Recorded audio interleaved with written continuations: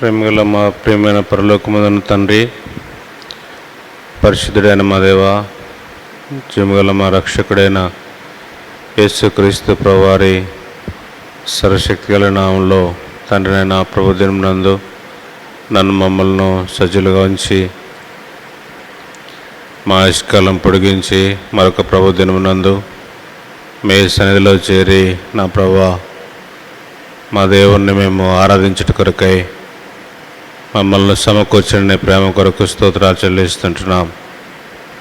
దయా కనికరం గల మా ప్రభువా, సర్వోన్నతుడా, మహోన్నతుడా, మారని మార్పు చెందని మా దేవా, సకలమైన మేలులు ఉపకారములు నీ ద్వారా మాకు కలుగుతూ వచ్చినాయి. తండ్రి, సజీవుడైన దేవుడవు, నిరంతరము స్తోత్రార్హుడు, పూజనీయుడు, నా గొప్ప తండ్రి, నీ ఉన్నతమైన ప్రేమ కొరకై స్తోత్రాలు చెల్లిస్తున్నాం. యేసుక్రీస్తు ప్రభునందు మమ్మల్ని కనికరించి మాకు అనుగ్రహించిన రక్షణకై స్తోత్రాలు చెల్లిస్తున్నాం. నీ ప్రియకుమారుని మా కొరకు మానవుడిగా భూమిపైకి పంపించి మా పాపముల నిమిత్తము కలువరిలో నా ప్రభువా మీ ప్రాణం అర్పించి నా తండ్రి మమ్మల్ని మీ రక్తంతో కొన్నందుకు వందనాలు చెల్లిస్తున్నాం. మమ్మల్ని నీతిమంతులుగా చేటు కొరకై మా కొరకు మరణించి సమాధి చేయబడి తిరిగి లేచి సజీవునిగా ప్రభువా తండ్రి కుడిపార్శ్వన కూర్చుని విజ్ఞాపనకర్తగా ఉన్న మా దేవునికి వందనాలు చెల్లిస్తుంటున్నాం. తండ్రి, నీ నమ్మకత్వం బట్టి దేవా తండ్రి గడిచిన దినలన్నిటిలో కాపాడి మీ భద్రతను అనుగ్రహించి నా ప్రభువా తండ్రి మీ సన్నిధి ఆవరణంలోనికి ప్రభువా నీ కుమారుని ద్వారా మమ్మల్ని నడిపించినందుకు స్తోత్రాలు చెల్లిస్తున్నాం. ప్రతి అననుకూల పరిస్థితులలో చాలిన మీ కృప కొరకై స్తోత్రాలు చెల్లిస్తున్నాం. దేవా తండ్రి, నా ప్రభుదినం నందు నీ బిడ్డలమైన మేము మీ సన్నిధి ఆవరణంలో ప్రభువా తండ్రి నాయన మిమ్మల్ని ఆరాధించుట కొరకై సమీపిస్తుండగా కనికరించండి. మీ దాసుని మీ సిలువ చాటును మరుగుపరచండి. నా దేవా తండ్రి, దైవికమైన మీ మాటలు పరలోకం నుండి నా ప్రభువా మీరు విడుదల చేసినప్పుడు ఈ భూమిపైన తండ్రి మానవుడు ఎన్నికలేని దాసుడు ప్రభువా గ్రహించి మీ ప్రజలకు వివరించుటకు నోటి పూరగా మీ దాసుని వాడుకునము. మీ సిలువ చాటును మరుగుపరచము. దేవా తండ్రి, నన్ను పాటలో సహాయం చేయము. నా దేవా తండ్రి, మా స్వరములను తాకుము, ముట్టుము. మీకు ఘనత తెచ్చే విధంగా తండ్రి మమ్మను సిద్ధపరచుము. దయగల తండ్రి, ఆరాధనలో మీ కృప చూపించుము. తండ్రి, మీ వాక్యమును ఆధారం చేసుకొని హృదయపూర్వకముగా మా దేవుణ్ణి ఆరాధించట కొరకే సహాయం చేయము. అట్లు బలవర్తమానము సండే స్కూల్ పరిచర్యను జ్ఞాపకం చేసుకున్నాము.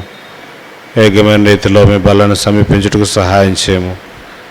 సంఘక్షేమం కొరకై, ఆదరణ కొరకై, హెచ్చరిక కొరకై ప్రభావ మీ దాసును మీరే బలపరుస్తున్నామని వేడుకుంటున్నాం. దయల తండ్రి, కుడి వచ్చిన ప్రియబిడ్డలను బట్టి వదనాలు. ఎవరైతే మార్గంలో ఉంటున్నారో వారిని మీరే కాపాడి తీసుకురండి. ఎవరైతే నిర్లక్ష్య వైఖరితో ఉన్నారో లోకంలో సమాధానం లేకుండా చేసి మీ సన్నిధికి నడిపించమని వేడుకుంటూ ఉన్నాం. అట్లు సార్వత్రిక సంఘం అంతటినీ జ్ఞాపకం చేసుకున్నాము. ఆయా స్థలాలకు పంపడుతున్న మీ దాసులను కనికరించము.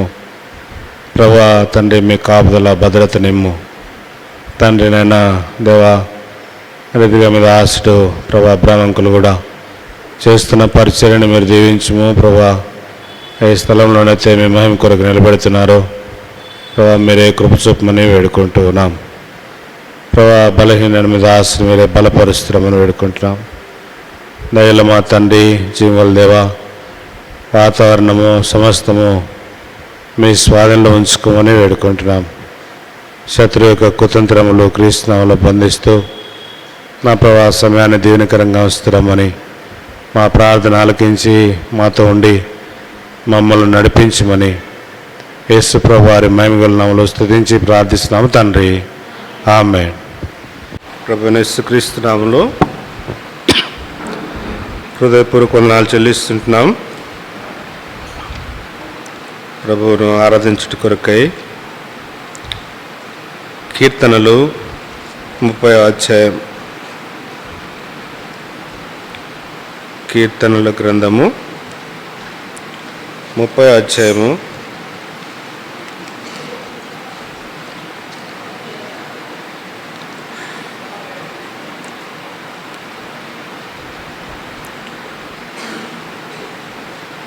6 వచనాలు. కీర్తనలు 30వ అధ్యాయము 6 వచనాలు మనము మార్చి చదువుకుంటాం. యెహోవా నా శత్రువులను నా విషయమై సంతోషింపనీయక నీవు నన్ను ఉద్ధరించి ఉన్నావు, అందుకై నేను నిన్ను కొనియాడుచున్నాను.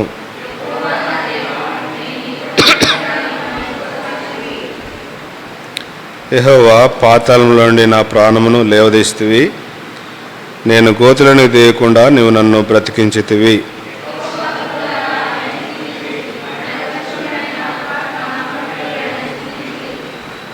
ఆయన కోపము నిమిషం మాత్రముడును, ఆయన దయ ఆయుష్కాలమంతయు నిలుచును.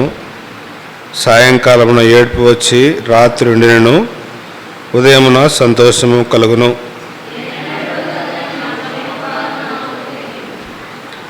ఏడవ వచనం అందరము చదువుదాం. యెహోవా దయగలిగి నీవే నా పర్వతమును స్థిరపరిచితివి, నీ ముఖమును నీవు దాచుకున్నప్పుడు నేను కలత చెందితిని. సాయం కొరకై ప్రార్థన చేస్తున్నాం.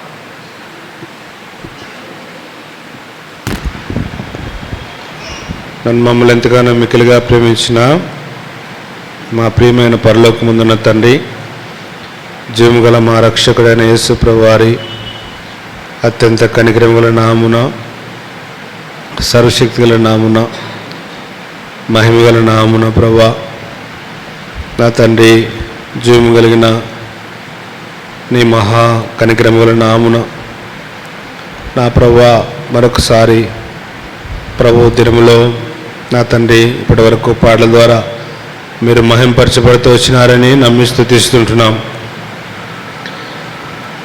మీ అపారమైన ప్రేమను బట్టి నా తండ్రి నైనా మీ సన్నిధిలో చేరి వచ్చున్నాం.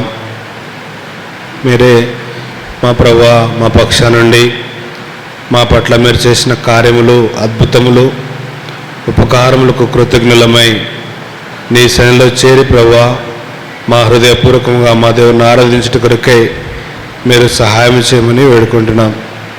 నిలబడుతున్న మీద ఆశని నా ప్రభువా మీరే కనికరించండి, మీ సిలువ చాటును మరుగుపరచండి.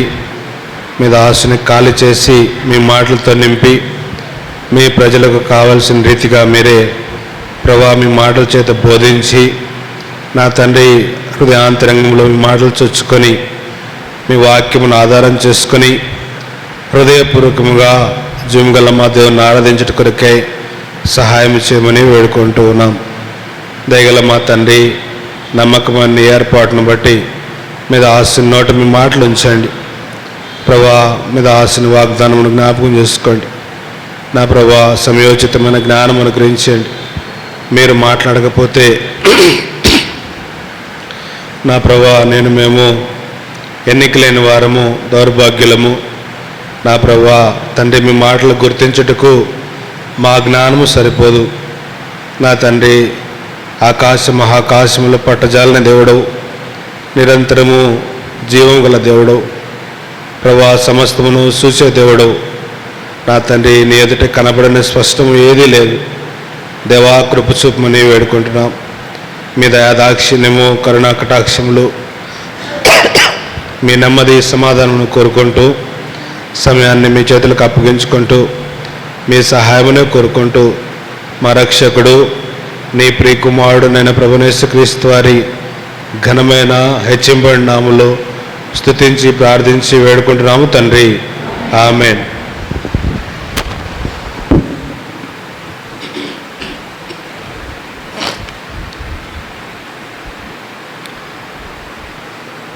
కీర్తనలు 30వ అధ్యాయంలో భక్తుడైన దావీదు తన యొక్క హృదయాంతరంగాన్ని ప్రభువుకు ప్రతిష్ఠించుకున్న సందర్భంలో, లేదా ఒక గృహమును ప్రతిష్ఠించిన సందర్భంలో ఎటువంటి ప్రతిష్ఠత అంటే దేవునికి ఇష్టమైన రీతిలో ఒక గృహమును, అంటే దేవుడు స్వేచ్ఛగా, సర్వశక్తి గల దేవుడు స్వేచ్ఛగా నివసింపదగేటంతగా ఆ యొక్క స్థలాన్ని సిద్ధపరిచే సందర్భంలో ఈ మాటలు పలుకుతూ ఉన్నాడు. అంటే మన హృదయాంతరంగాన్ని కూడా దేవుడు నివసించే యోగ్యత, అంటే దేవుడు నివసించాలి అని అంటే దేవునికి ఏమేమి ఉండాలి, ఆయనకు సంబంధించిన ఆ యొక్క పరిస్థితులు ఆ స్థలంలో ఉండగలగాలి. దేవుడు నివసించాలి అని అంటే ఒక గృహముతో పోలుస్తూ వచ్చినాడు. కానీ ఇది ఆధ్యాత్మికంగా ఆలోచిస్తే దేవుడు నివసించే స్థలము అని చెప్పొచ్చు. ఇక్కడ రాయబడింది ఏంటంటే, నా శత్రువుల విషయమై సంతోషింపనీయక నీవు నన్ను ఉద్ధరించి ఉన్నావు. మొట్టమొదట శత్రువు చేతిలో చిక్కి ఉన్న సందర్భం. అది ఎటువంటి సందర్భం అని అంటే, ఉదాహరణకి ఈ ప్రతిష్ఠిత జరగక ముందు తను ఆ హృదయాంతరంగంలో ఉన్న వేదన, ఆ బాధ పరిస్థితులను చూస్తే అది పూర్తిగా శత్రువు యొక్క స్వాధీనంలో ఉంది. శత్రువు దాన్ని స్వాధీనపరుచుకున్నాడు. అంటే బహుశా 2వ వచనాన్ని బట్టి చూస్తే, నేను నీకు మొరపెట్టగా నువ్వు నన్ను స్వస్థపరిచితివి. అంటే దేవుడు తన యొక్క అనారోగ్య పరిస్థితిని, అనారోగ్యం ఉన్నప్పుడు ఆటోమేటిక్గా తను అనుకున్నాడు, పూర్తిగా శత్రువు యొక్క స్వాధీనంలోనికి వెళ్ళిపోయి ఉన్నాను, శత్రువు నివసిస్తూ ఉన్నాడు. అంటే తన యొక్క పాపపు స్థితిని లేదా తనకున్న అనారోగ్య పరిస్థితిని జ్ఞాపకం చేసుకుని పూర్తిగా శత్రువు దాన్ని స్వాధీనపరుచుకున్నాడు. అయితే ఆ సందర్భంలో దేవాది దేవుడు తనను విడిపించిన సంగతిని బట్టి ఇప్పుడు ప్రభువును కొనియాడుచున్నాడు, గణపరుస్తున్నాడు. మొట్టమొదట ఆ రీజన్ ఏంటంటే, అందుకై నేను నిన్ను కొనియాడుచున్నాను అంటున్నాడు. అందుకై అంటే దానికి ఒక కారణం ఉంది. తన హృదయాన్ని దేవునికి ప్రతిష్ఠించాలి అని అంటే దానికంటే ముందు శత్రువు ఆ యొక్క గృహంలో ఏమైనాడు, నివసించేవాడుగా ఉన్నాడు. అంటే శత్రువు నివసించినప్పుడు తన యొక్క స్థితి ఏ విధంగా ఉన్నదనేది వ్యక్తపరుస్తూ ఉన్నాడు. దాన్ని తీసుకొని ప్రభువుకు ప్రతిష్ఠించుట, లేదా దాన్ని ప్రభు స్వాధీనంలో ఉంచుట అనే విషయాన్ని ఎక్స్ప్లెయిన్ చేసుకుంటూ పోయినప్పుడు ఆ మాట పలుకుతున్నాడు. ఏంటంటే, అందుకై నేను నిన్ను కొనియాడుచున్నాను. అందుకై అంటే కారణం ఏంటంటే, ముందు ఆ స్థలంలో ఎవరున్నారు?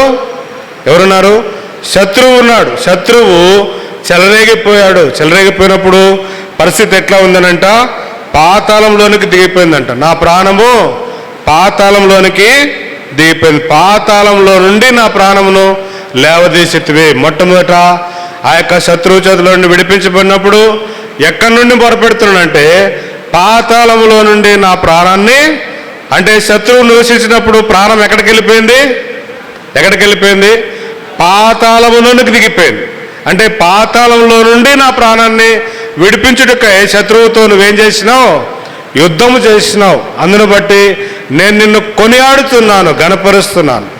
ఇది ఎందుకనంటే, నువ్వు నివసించేటట్టుగా నా హృదయాన్ని నేను ఇప్పుడు ఏం చేస్తున్నా? మార్చుకుంటూ ఉన్నా. దానికి కావలసిన ఫెసిలిటీస్ అన్నీ కూడా నేను సమకూర్చుకుంటూ ఉన్నా. అందుకే నేను నిన్ను కొనియాడుచున్నాను. అది ముందు నాకు ఆ శక్తి సామర్థ్యము లేదు. ఎందుకంటే శత్రువు నాకంటే బలమైన వాడు. నేను వాడిని గెలవలేని స్థితిలో నేను ఉంటిని. అయితే నీవు వాడి నుండి నన్ను విడిపించినావు. శత్రువు చేతిలో వాని విషయమై వాడు నన్ను గెలిచి సంతోషపడకుండా వాని విషయమై నువ్వు నన్ను విడిపించినందుకు నేను నిన్ను కొనియాడుతున్నాను. మొట్టమొదట తన జీవితంలో, తన హృదయంలో ఆ యొక్క సందర్భాన్ని జ్ఞాపకం చేసుకుంటూ ప్రభువును ఆరాధిస్తూ ఉన్నాడు. ఎందుకంటే నేను నా జీవితంలో కూడా మనము విడిపించుకోలేని పాపం, మన పాపం ఎటువంటిదండి? ఎటువంటిది? ఈ భూమిపైన ఎవరు కూడా దాన్ని విడిపించలేరు. ఎవరైనా దాని కొరకే క్రయం చెల్లిస్తారు, విడిపిస్తారు అని అంటే ఎవరు కూడా లేరు. ధనవంతులు ఉన్నారు, ఆరోగ్యవంతులు ఉన్నారు, బలమైన వారు ఉన్నారు, ఎంతో గొప్ప గొప్ప పేరు ప్రఖ్యాతులు కలిగిన వారు ఉన్నారు. అయితే పాపం నుండి విడిపించుటకు ఎవరికి అధికారము లేదు.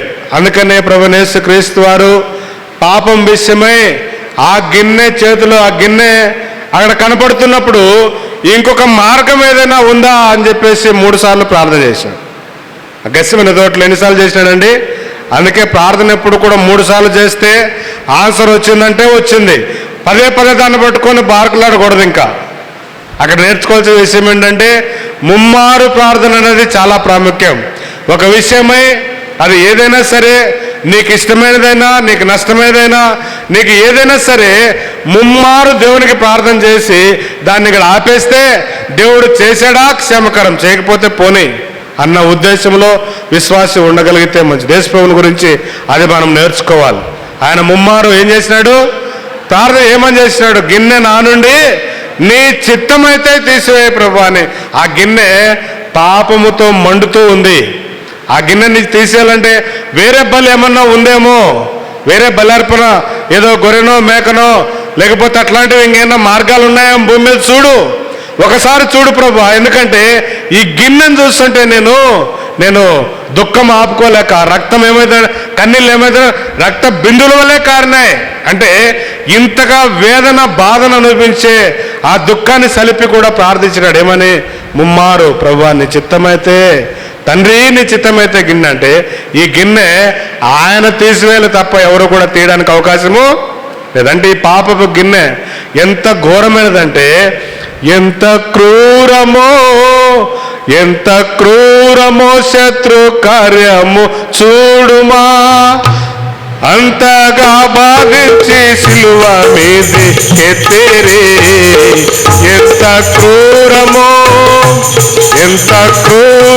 శత్రు కార్యము చూడుమా, అంతగా బాధించి సిలువ మీది ఎత్తేరే. బాధ నుండియు ఎదురు మాటలాడక ఖైదీలను విడిపించెను సిలువలో. బాధ నుండియు ఎదురు మాటలాడక ఖైదీలను విడిపించెను సిలువలో. ప్రభు యేసు అదిగో శ్రమ నొందెను, ఖైదీలను విడిపించెను సిలువలో. ఎంతో క్రూరత్వము శత్రువు నీలో నాలో నింపుతూ వచ్చినాడు. అక్రూరత్వం చూస్తే, అక్రూరత్వము ఎంతగానంటే ఖైదీలనైనా బంధింపబడిన వారినైనా విడిపించడానికి ఒప్పుకున్నది. కానీ ఏ పాపము చేయని యేసుప్రభుని విడిపించుటకు మానవ స్వభావము ఒప్పుకోలేదు. ఖైదీలైన బర్నబాను విడుదల చేయమని అవకాశం ఇచ్చినారు, కానీ యేసుప్రభుని మాత్రం ఏమేం చేయమన్నారండి? సిలువకే వేయమన్నారు. కారణం ఏంటంటే నీలో నాలో ఉన్న క్రూరత్వము అంత భయంకరమైనది. ఎదురు తిరిగి మాట్లాడి ఆయన మీద నేరారోపణ చేసినప్పుడు ఆ క్రూరత్వాన్ని సిలువలో ఆయన భరించి శత్రువు నుండి నన్ను విడిపించి ఉన్నాడు. అందుకై నేను ఆయన ఏం చేయాలి? కొనియాడాలి. దావీదు అదే అంటున్నాడు. పాతాళంలో నుండి శత్రువు నాలో నివసించినప్పుడు నా ప్రాణం ఎక్కడుంది? పాతాళంలో ఉంది. పాతాళంలోకి దిగిపోయి ఉన్నాను.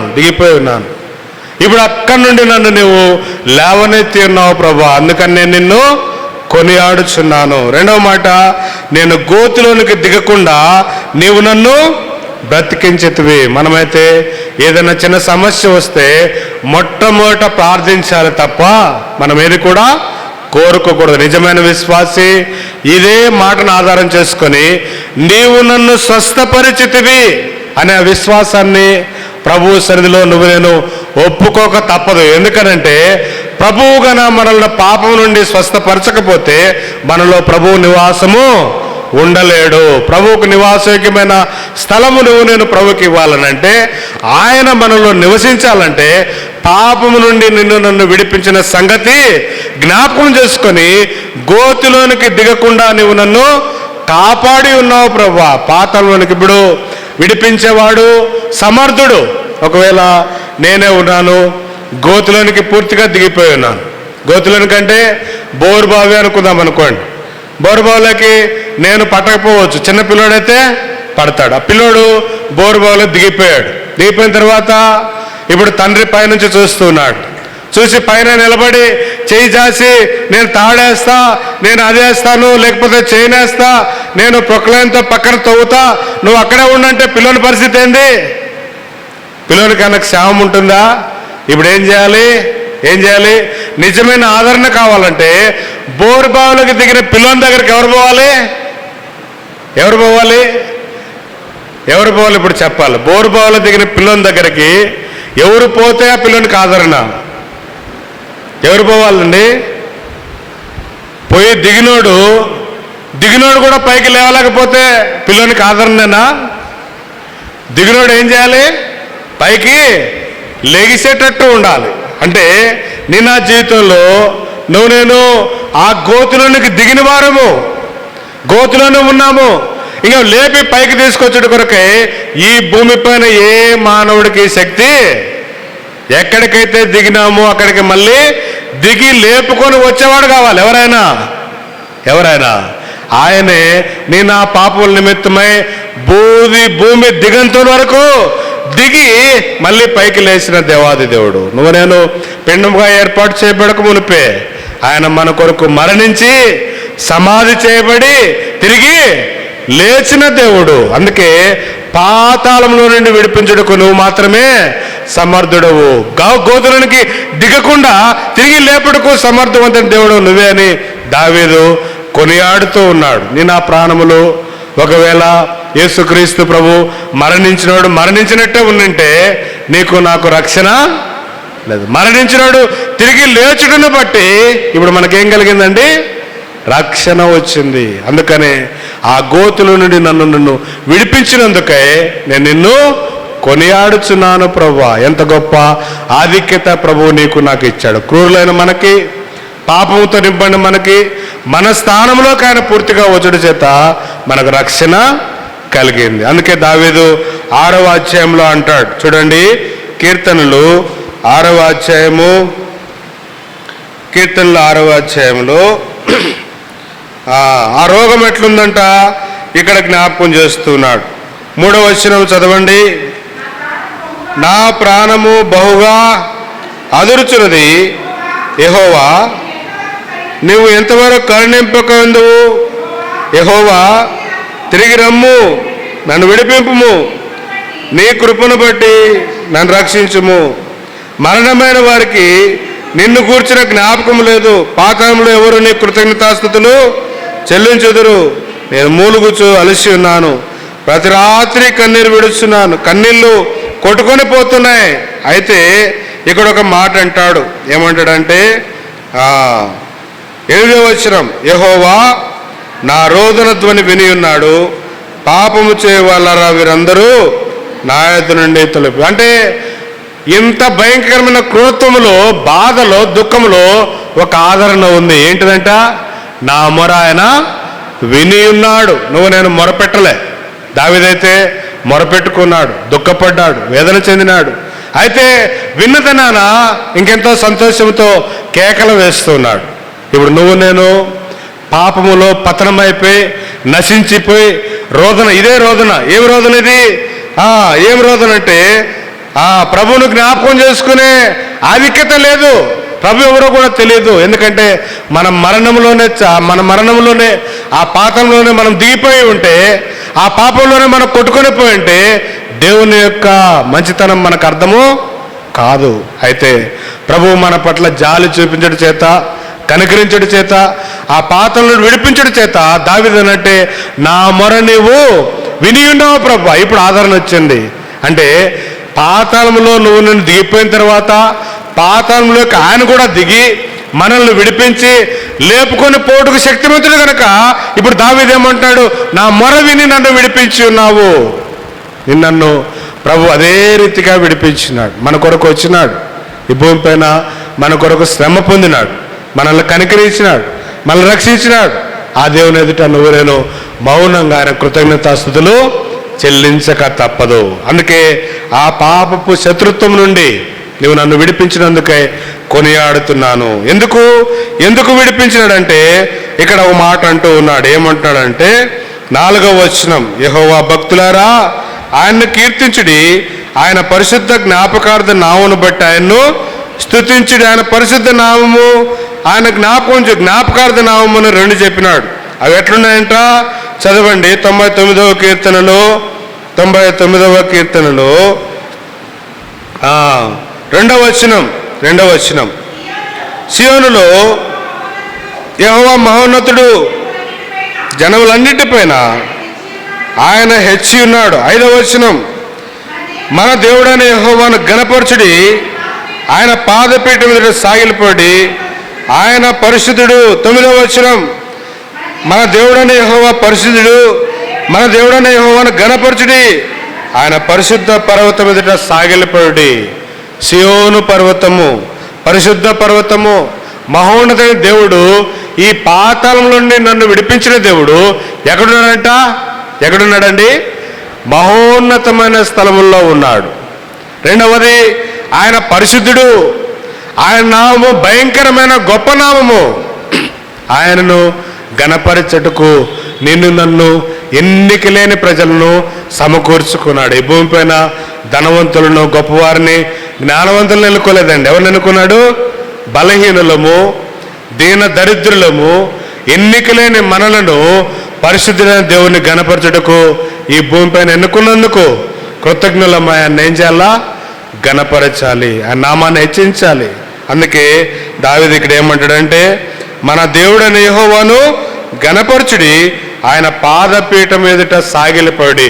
ఎందుకు ఆయన ఘనపరచాలి? ఎందుకు ఘనపరచాలనంటే ఆ మాట అక్కడ చెబుతాడు.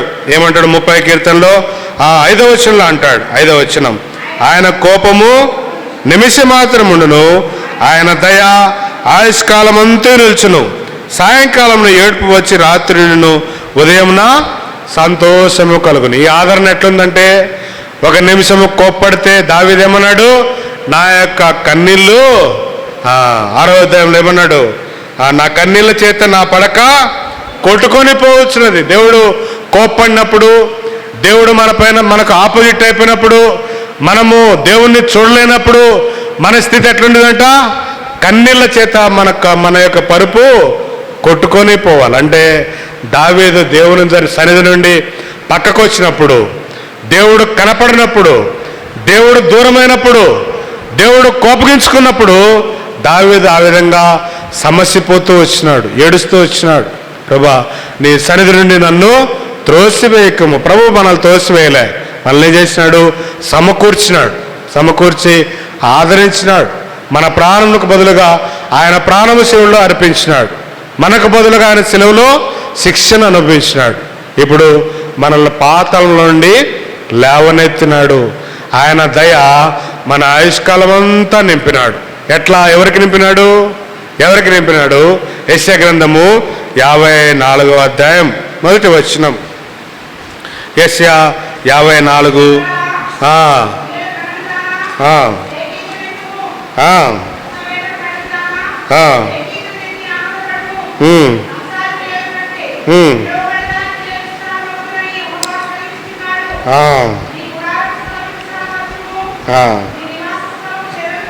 5వ వచనం అంటాడు, నిన్ను సృష్టించిన వాడు నీకు భర్త అయి ఉన్నాడు, సైన్యములకు అధిపతి యెహోవా అని ఆయనకు పేరు. ఇశ్రాయేలు యొక్క పరిశుద్ధ దేవుడు నీకు విమోచకుడు, సర్వలోకమునకు దేవుడని ఆయనకు పేరు. నీ సృష్టికర్త నీకేమైనాడంట? భర్త అయి ఉన్నాడు. ఎవరికి? విడువబడిన స్థితి, గుడ్రాలైన స్థితి. ఈ యొక్క సియోనును మరియు యెరూషలేమును పోలుస్తూ పౌలు గలతీ రాసిన పత్రికలో దీన్ని వివరణిస్తూ వచ్చినాడు. విడువబడిన వారి స్థితి ఎట్లా ఉంటుందండి? ఆదరణ ఉండదు, సమాధానం ఉండదు, నెమ్మది ఉండదు. ఎందుకంటే నేను శత్రువు చేతిలో చిక్కినప్పుడు మనము గుడ్రాలతో సమానం, విడువబడిన దాంతో సమానం. ఏ ఆధిక్యత మనకు లేదు. అటువంటి మనకు ఏమంటున్నాడు? సృష్టికర్త అయిన దేవుడు నీకు భర్త అయి ఉన్నాడు. ఆయన నిన్ను విమోచించిన దేవుడు. ఆయన నీకు సృష్టికర్త మాత్రమే కాదు, సర్వలోకమునకు దేవుడైన వాడు నీకు దేవుడై ఉన్నాడు. ఈ గొప్ప ఆధిక్యత ప్రభువు నీకు ఇచ్చినందుకే కృతజ్ఞతతో ప్రభువుని ఏం చేయాలా? ఆరాధించాలి. అందుకనే నా యొక్క అంగలార్పును నువ్వేం చేసినావు? నాట్యముగా మార్చినావు అంటాడు 30వ అధ్యాయంలో చివరి వచనంలో. అంటే ఆ బూడిద యొక్క పనికిరానితనము, నిస్పృహ, నిరాశ, దుఃఖం ఇవన్నీ ఏమైనా కొట్టుకొని పోయినాయి. ఒక్కసారి ఏం కలిగిందండి? ఆదరణతో పాటు సంతోషము, సమాధానము ప్రభువు మనకి ఇస్తూ వచ్చినాడు. ఈ ప్రేమగల దేవుణ్ణి ఉదయకాలము మనస్ఫూర్తిగా మనం కూడా శత్రువుల విషయమై ఆదరణ ఇచ్చినాడు, నీతి న్యాయములు ఇచ్చినాడు, మన కొరకు కరిగిపోయినాడు. మన కొరకు ఇన్ని చేసిన దేవుడు ఎందుకు చేసినాడంటే విడువబడిన గొడ్రాలు లాంటి నీకు నాకు ఏం కలగజేసినాడంటే ఆదరణ కలగజేసి ఇప్పుడు మనకు ఆయన భర్త అయి ఉన్నాడు. భర్త అనేది దేనికి గుర్తుగా ఉందనంటే కొత్త నిబంధనకు గుర్తుగా ఉంది. ఆ గొడ్రాలకు కూడా భర్త ఉన్నాడు, ఆ విడువబడిన దానికి కూడా భర్త ఉన్నాడు.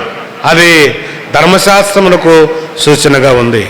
అయితే అక్కడ ఎంతో స్ట్రిక్ట్గా అవి చేస్తేనే దేవుణ్ణి చూడగలిగినారు. కానీ ఇప్పుడైతే అనేకమైన పాపముల చేత ఉన్న నీకు నాకు ఆదరణ కలిగింది. ఏంటంటే కొత్త నిబంధనలో ప్రభువైన యేసుక్రీస్తు వారు మన పాపమును కొట్టివేసి కప్పివేసి మనకు నెమ్మది, సమాధానాన్ని, అనుగ్రహమును దయచేసినాడు.